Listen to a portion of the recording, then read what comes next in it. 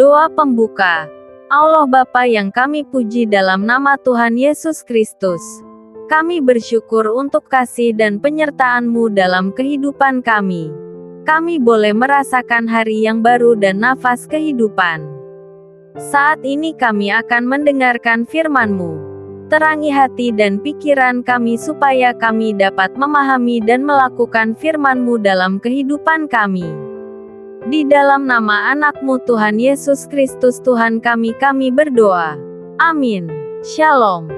Firman Tuhan yang menyapa kita hari ini tertulis di dalam Yohanes pukul 20:29.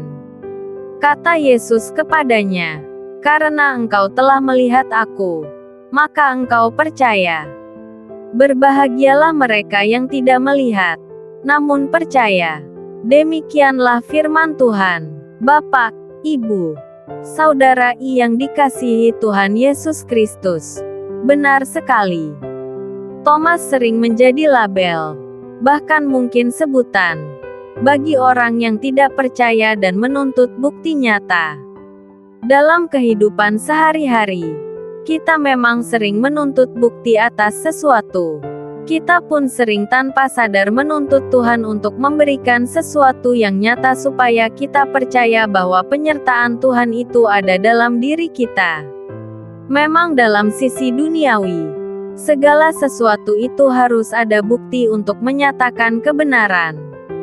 Karena seorang hakim bisa mendakwa orang bersalah berdasarkan bukti nyata, dan berdasarkan saksi mata. Yang artinya dalam duniawi bukti visual sangat diperlukan. Thomas, sebagai salah satu murid Yesus, masih berada dalam bingkai logika manusiawi. Ketika Yesus telah bangkit dan menampakkan diri kepada murid-murid yang lain ayat 19-25 Thomas, yang saat itu tidak hadir, menanggapi kesaksian itu dengan mengatakan, "Sebelum aku melihat bekas paku pada tangannya dan sebelum aku mencucukkan jariku ke dalam bekas paku itu dan mencucukkan tanganku ke dalam lambungnya, sekali-kali aku tidak akan percaya." Yang luar biasa adalah Yesus tidak menyalahkan Thomas.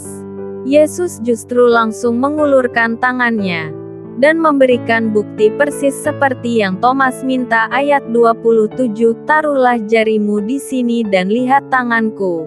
Ulurkanlah tanganmu dan cucukkanlah ke dalam lambungku dan jangan engkau tidak percaya lagi, melainkan percayalah." Tindakan Yesus menunjukkan belas kasihan dan kelembutan yang luar biasa. Yesus menghargai kebutuhan Thomas akan kepastian. Dan dia memberikan kepastian itu. Iman Thomas langsung bangkit menjadi pengakuan, "Ya Tuhanku dan Allahku." Nah, Thomas sama seperti kita layaknya manusia biasa. Namun keraguannya membuahkan iman yang bertumbuh. Dan sekarang ayat ini menegur kita yang hidup jauh di zaman Yesus ada di dunia ini. Poin pentingnya adalah perkataan, "Berbahagialah mereka yang tidak melihat namun percaya." Ini adalah panggilan iman kita. Iman tidak semata-mata harus kita lihat. Karena Alkitab juga mengatakan bahwa iman timbul dari pendengaran, dan pendengaran oleh firman Kristus. Roma pukul 10:17. Kita tidak melihat, tetapi kita mendengar kesaksian yang otentik dan hidup dalam Alkitab. Karena firman Tuhan yang adalah kebenaran.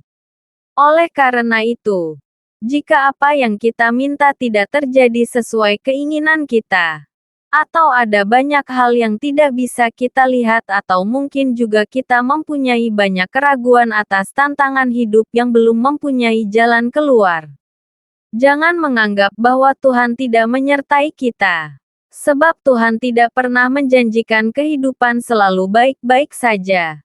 Dan Tuhan akan memberikan semua yang kita butuhkan.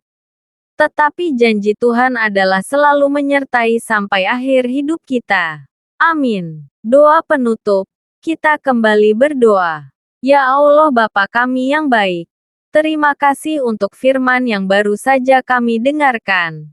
Kiranya firman-Mu menjadi kekuatan dan meneguhkan iman kami untuk tetap percaya meskipun tidak melihat. Biarlah sepanjang kehidupan kami Engkau tetap menyertai kami. Inilah doa kami. Di dalam anak-Mu Tuhan Yesus Kristus kami berdoa. Amin.